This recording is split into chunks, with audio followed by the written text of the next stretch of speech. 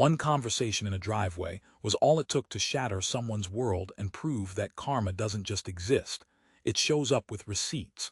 It was supposed to be just another Saturday morning in the quiet suburb of Riverside Heights. The kind of neighborhood where people knew their neighbors, where kids rode bikes down tree-lined streets, and where everyone took pride in their perfectly manicured lawns. Marcus and Diane Thompson had been dreaming about a place like this for years. After decades of hard work, sacrifice, and saving every penny they could, they were finally ready to buy their first home. Not just any home, but the house. The beautiful colonial at the end of Maple Ridge Drive with the wraparound porch, the garden out back, and enough space for their two kids to finally have rooms of their own. Marcus, 42, a senior engineer at a major tech firm, had worked his way up from nothing. Diane, 39, ran her own successful consulting business, helping small companies streamline their operations. Together, they had built something real, something solid. And now they were about to close on the house that represented everything they'd worked for. But not everyone on Maple Ridge Drive was ready to welcome them. 3 houses down from the colonial they were buying lived Gerald Pritchard, mid-50s, thinning hair, permanent scowl, the kind of man who measured his worth by what he thought he had that others didn't. Gerald had lived on Maple Ridge Drive for 23 years. He considered himself the unofficial mayor of the street, the one who kept things in order, the one who made sure the neighborhood stayed exactly the way he wanted it. When he heard that the Hendersons, the elderly couple who had lived in the colonial for decades, were finally selling, Gerald immediately started imagining who the new neighbors would be. Someone like him, he assumed. Someone who understood the way things worked around here. But when he saw Marcus and Diane pull up to the house one Saturday morning, his face twisted into something ugly. They were there for what they thought was a final walkthrough before closing. Their realtor, Amanda Chen, had arranged for them to take measurements, plan furniture placement, and just soak in the moment before the house officially became theirs. Marcus parked their SUV in the driveway, and their kids, 12-year-old Jasmine and 9-year-old Caleb, tumbled out excitedly, already racing toward the backyard to see the treehouse one more time. Diane laughed, calling after them to be careful. Marcus stood there for a moment, hands on his hips, just staring up at the house. "This is really happening," he said quietly, his voice thick with emotion. Diane squeezed his hand. "We did it, baby, we really did it." But before they could take another step toward their dream, Gerald came storming across his lawn, moving faster than a man his size should be able to. His face was red, his jaw clenched, and his eyes locked on Marcus and Diane like they were trespassers. "Excuse me," Gerald barked, stopping just short of their driveway. "What do you think you're doing here?" Marcus turned, surprised but calm. "Good morning. We're the new owners, just doing a final walkthrough before we close next week." Gerald's eyes narrowed. "New owners? I don't think so. This house isn't for sale to just anyone." Diane stepped forward, her voice polite but firm. "Actually, we've been in contract for over a month. Everything's been approved. We close on Tuesday." Gerald looked them up and down with open disgust. "Let me guess, Section 8? Some kind of assistance program. You people always find a way to weasel into places you don't belong." Marcus felt his stomach tighten, but he kept his voice steady. "We purchased this home outright. No assistance. Just 2 people who worked hard and saved." Gerald scoffed. "Sure you did. Look, I don't know what kind of game you're playing, but this is a respectable neighborhood. We have standards here. We don't need your kind bringing down property values." Diane's hand tightened around Marcus's arm, holding him back. "Your kind," she repeated slowly. "What exactly do you mean by that, Mr. Pritchard?" "Gerald Pritchard, and you know exactly what I mean. This isn't the place for people like you. You'll have cars parked all over the street, loud music at all hours, who knows what else. I've seen it before." Marcus took a deep breath, trying to keep his composure. "Mr. Pritchard, I understand change can be uncomfortable, but we're just a family. We're respectful, we're quiet, and we take care of what's ours. You'll see." Gerald jabbed a finger in Marcus's direction. "I've already called the homeowners association. I've got friends on the board. We'll find a way to block this sale. You're not moving into this neighborhood, not while I'm here." Before Marcus could respond, Amanda Chen, their realtor, came hurrying out of the house, her face a mixture of shock and fury. "Mr. Pritchard," she said sharply, "you need to leave this property immediately. You're harassing my clients." Gerald turned his venom on her. "You're the one who should be ashamed, selling to people who clearly don't belong here. You're destroying this neighborhood." Amanda didn't flinch. "The sale is legal, binding, and none of your business. If you continue this harassment, I will call the police and file a formal complaint." Gerald sneered. "Go ahead. Everyone on this street knows me. No one's going to side with them." He turned and stormed back toward his house, muttering loud enough for them to hear.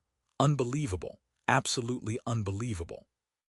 Jasmine and Caleb had come back around from the yard, their faces confused and worried. "Dad, what was that man yelling about?" Caleb asked. Marcus knelt down, forcing a smile. "Nothing, buddy, just a misunderstanding. Don't worry about it." But Diane's jaw was tight, her eyes still locked on Gerald's retreating figure. She had spent her whole life dealing with people like him. People who looked at her and saw a threat instead of a person. She wasn't about to let this man ruin the proudest moment of their lives. Inside the house, Amanda apologized profusely. "I'm so sorry. I had no idea he would do something like that. If you want to back out, I completely understand." Marcus shook his head. "We're not backing out. This is our home. We're not letting him take that away from us." Diane nodded in agreement. "But we're also not going to let this slide. Amanda, can you get us the contact information for the HOA president?" Amanda hesitated. "You're going to report him?" Diane's smile was thin but determined.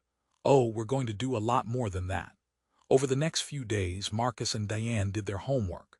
They reached out to the HOA, filed a formal complaint, and discovered that Gerald Pritchard had a history.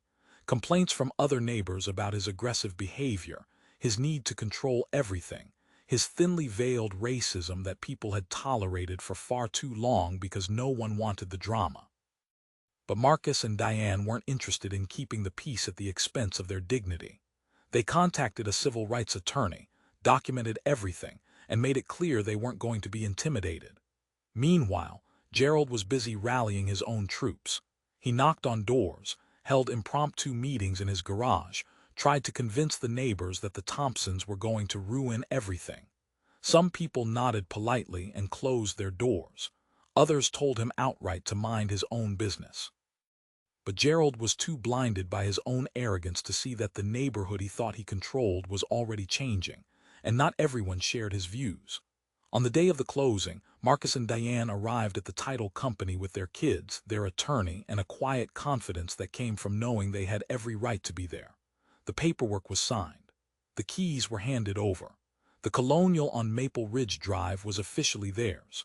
As they drove back to the house, now their house, Marcus glanced at Diane. "You ready for this?" She smiled. "Born ready." They pulled into the driveway, and this time they didn't hesitate. They walked right up to the front door, unlocked it, and stepped inside. Jasmine and Caleb ran through the rooms, shouting with excitement, their voices echoing off the walls. But the celebration was short-lived. Within an hour, Gerald was back, marching across the lawn like a man on a mission.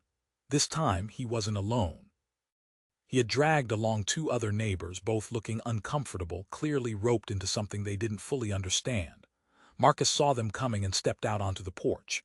Diane joined him, arms crossed. "Gerald didn't waste time. I'm here to tell you officially that you're not welcome. We're going to make your life so miserable you'll be begging to leave within a month." Marcus didn't raise his voice. "Mr. Pritchard, we own this house. Legally. Fully. And we're not going anywhere." One of the neighbors Gerald had brought, a younger guy named Tim, shifted awkwardly. Gerald, man, I don't think this is." "Stay out of it, Tim," Gerald snapped. Then he turned back to Marcus. "You think you can just waltz in here and actually—" "Gerald," a new voice cut in, "that's exactly what they can do." Everyone turned. Walking up the driveway was a woman in her 60s, gray hair pulled back in a neat bun, glasses perched on her nose. She looked calm, composed, and completely unbothered by Gerald's bluster.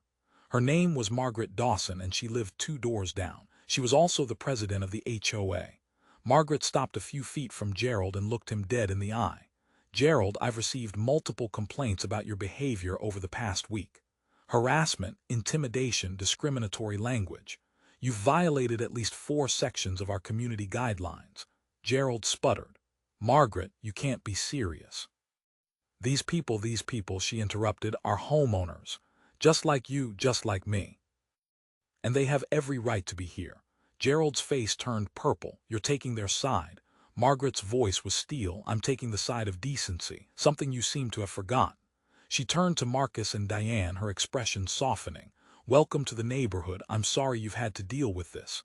If you need anything, my door is always open. Diane smiled, her eyes a little misty. Thank you. That means more than you know. Margaret nodded, then looked back at Gerald. You have 24 hours to submit a written apology to the Thompsons. If you don't, the board will vote on whether to pursue further action, including possible removal from the HOA. Gerald's mouth opened and closed like a fish out of water. You can't do that. Margaret raised an eyebrow. Read your bylaws, Gerald. We absolutely can. She turned and walked away, leaving Gerald standing there, stunned and speechless. Tim and the other neighbor quickly mumbled apologies to Marcus and Diane before hurrying off, clearly wanting no part of whatever Gerald had gotten them into. Gerald stood there for another moment, his face a mixture of rage and humiliation. Then, without a word, he turned and trudged back to his house, his shoulders slumped, his swagger gone. Marcus let out a long breath. Diane leaned against him, and for the first time in days they both laughed. Not because it was funny, but because they had won. Not just the house, but something bigger, their dignity, their right to exist in a space they had earned. Inside, Jasmine peeked out from behind the door. Is it over? Marcus smiled. Yeah, sweetheart, it's over. But even as he said it, he knew the real work was just beginning. Not the work of proving themselves, they had nothing to prove, but the work of building a life in a place that had tried to reject them before they'd even moved in. Still, they were ready. Because they had fought too hard to let anyone take this away from them. The next morning, Marcus woke up early, the sun barely creeping over the horizon. He stood in the kitchen of his new home, coffee in hand, staring out at the backyard where Caleb's bike was already leaning against the fence. It felt surreal. After everything, after the hostility and the confrontation, they were here. They had made it. Diane came down the stairs, still in her robe, her hair wrapped in a silk scarf. Morning, she said softly, sliding her arms around his waist from behind. Marcus smiled. Morning, sleep okay. Better than I have in weeks, she admitted. But outside, the neighborhood was waking up too, and not everyone had given up the fight.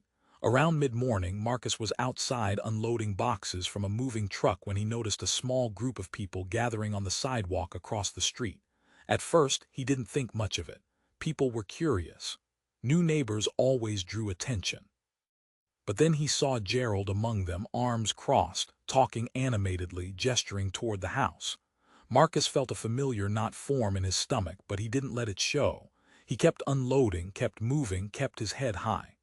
Diane came out a few minutes later carrying a box of kitchen supplies. She saw the group too. They're really not going to let this go, are they? Marcus shook his head. Doesn't look like it. But before either of them could say more, Margaret Dawson appeared again, this time walking briskly toward the group with a folder tucked under her arm. Her expression was no longer polite. It was furious. Gerald, she called out sharply, loud enough that half the street could hear. We need to talk. Now. Gerald turned, his face already defensive. What now, Margaret? She didn't answer. She just walked right up to him, opened the folder and pulled out a stack of papers. These, she said, holding them up, are signed complaints from 11 different households on this street. 11, Gerald, all about you. Your harassment, your intimidation, your complete disregard for the rules of this community. Gerald's face went pale. That's not save it, Margaret snapped. The board met this morning, emergency session, and we voted, unanimously. She handed him the top sheet of paper. You're being fined $5,000 for violating community conduct standards. And if you continue this behavior, we will pursue legal action to have you removed from the HOA entirely, which, as you know, puts your property ownership in jeopardy. Gerald stared at the paper like it was written in a foreign language. His mouth moved, but no sound came out. Margaret wasn't done. You've spent years thinking you run this neighborhood, Gerald, but you don't. We're a community, and communities don't tolerate bullies. She turned and walked back toward Marcus and Diane, her face softening again. I'm sorry you've had to witness this, she said, but I want you to know most of us are glad you're here. Marcus extended his hand and Margaret shook it firmly. "Thank you," he said, "for standing up, for doing the right thing." Margaret smiled. "It's the least I could do." Across the street the small crowd had already started to disperse. Some people looked embarrassed. Others looked relieved. Gerald stood alone, still holding the paper, his face a mixture of shock and defeat. By the afternoon, word had spread. The Thompsons weren't just the new family on the block. They were the family that Gerald Pritchard had tried and failed to intimidate. And in a strange way, that changed everything. Neighbors who had been hesitant started stopping by. A woman named Claire brought over a casserole and apologized for not speaking up sooner. A retired teacher named Mr. Alvarez offered to help Marcus set up the grill in the backyard. Even Tim, the guy Gerald had dragged along the day before, came by with his wife and kids to introduce themselves properly. "We're really sorry about yesterday," Tim said, looking genuinely ashamed. "I should have said something. I get it," Marcus said. "It's hard to stand up to someone like that, but I appreciate you coming by now." Tim's wife, Lauren, smiled at Diane. "If you ever need anything, we're just down the street. Play dates, carpooling, anything." Diane's eyes welled up a little. "Thank you." "Really?" As the day went on, the house started to feel less like a battleground and more like a home. Boxes were unpacked. Furniture was arranged. Jasmine and Caleb ran around with the neighbor kids, already making friends. And for the first time since they'd signed the contract, Marcus and Diane allowed themselves to relax. That evening, as the sun set and the street grew quiet, they sat together on the porch steps, watching the sky turn shades of pink and orange. "Think he'll ever apologize?" Diane asked, nodding toward Gerald's house down the street. Marcus shrugged. "Doubt it. Guys like him don't apologize, they just find new ways to be bitter." Diane leaned her head on his shoulder. "Well, at least we know we're not alone here." Marcus kissed the top of her head. "No, we're not." Inside the house, the kids were laughing, the sound spilling out through the open windows. It was the sound of home. The sound of a dream that had almost been stolen but had survived anyway. And somewhere down the street, Gerald Pritchard sat alone in his living room, staring at the fine notice on his coffee table, realizing too late that the world he thought he controlled had moved on without him. Because hate doesn't win. It never does. It just burns itself out, leaving nothing but ash and regret. But over the next few weeks, something unexpected happened. The neighborhood didn't just move on, it transformed. The Thompsons became a fixture on Maple Ridge Drive. Marcus started a weekend tradition of grilling in the backyard, inviting neighbors over for burgers and conversation. Diane organized a block-wide garage sale that raised money for the local school. Jasmine joined the neighborhood soccer team. Caleb became best friends with Tim's son, and the two were inseparable. Even the people who had been quiet during the confrontation with Gerald started to open up. They admitted they had been uncomfortable but didn't know how to speak up. They thanked Marcus and Diane for not giving up, for showing them what courage looked like. But Gerald remained a ghost. He stopped going to HOA meetings. He stopped mowing his lawn as obsessively. He barely left his house. When people saw him, he looked smaller somehow, like the anger that had fueled him for so long had finally consumed him from the inside out. Margaret checked in with Marcus and Diane regularly. One evening, she stopped by with a bottle of wine and some surprising news. "The board voted to update our community guidelines," she said, sitting on their porch. "We're adding explicit anti-discrimination language, and we're requiring all homeowners to attend a seminar on inclusivity and respect." Marcus raised his eyebrows. "That's a big step." Margaret nodded. "It's long overdue. What happened to you shouldn't have happened, and we want to make sure it never happens to anyone else." Diane smiled. "That means a lot, Margaret, really." Margaret looked out at the street, her expression thoughtful. "You know, I've lived here for 30 years. I've seen a lot of families come and go, but I don't think I've ever seen anyone handle adversity the way you two did. You didn't just stand your ground. You changed this place for the better." Marcus shook his head humbly. "We just wanted a home, that's all." Margaret met his eyes. "And now you have one." A few months later, the neighborhood held its annual fall festival. It was a tradition: hay rides, pumpkin carving, a chili cook-off. The Thompsons went all in. Diane entered her famous 3-bean chili in the competition. Marcus helped set up the hayride route. The kids painted faces and ran through the corn maze with their friends. And when the winners of the chili cook-off were announced, Diane's name was called. She stood there, stunned, as the crowd erupted in applause. Marcus beamed with pride. Jasmine and Caleb cheered louder than anyone. As Diane accepted the small trophy, a handmade thing crafted by a local artist, she looked out at the faces around her. Neighbors who had become friends. A community that had chosen to grow instead of staying stuck in old, ugly patterns. She didn't prepare a speech, but words came anyway. "Thank you," she said, her voice steady. "When we first moved here, we weren't sure we'd be welcome. But you've shown us what community really means. Not just tolerance, but acceptance. Not just coexistence, but connection." She paused, her eyes glistening. "This trophy isn't just about Chile, it's about belonging. And I'm grateful we belong here." The applause was thunderous. People wiped their eyes. Margaret gave her a long hug. And in the back of the crowd, almost hidden, stood Gerald Pritchard. He had come to the festival alone, hovering at the edges like a man who didn't know if he was allowed to be there. He watched Diane accept the trophy. He watched the way people rallied around her. And for the first time in a long time, something in his face cracked. Not anger, not bitterness, regret. After the ceremony, as people milled around sampling chili and chatting, Gerald slowly approached Marcus, who was standing by the drink table. Marcus saw him coming and stiffened slightly, but he didn't walk away. Gerald stopped a few feet away, hands in his pockets, eyes on the ground. He started, then stopped. His voice was hoarse, like he hadn't used it much lately. "I owe you an apology." Marcus didn't say anything, he just waited. Gerald finally looked up and his eyes were red-rimmed. "I was wrong about everything. The things I said, the way I acted, it was inexcusable." He swallowed hard. "I let my fear and my ignorance turn me into someone I'm ashamed of. And I'm sorry." Marcus studied him for a long moment. Then he nodded slowly. "I appreciate you saying that." Gerald nodded, looking like he wanted to say more but didn't know how.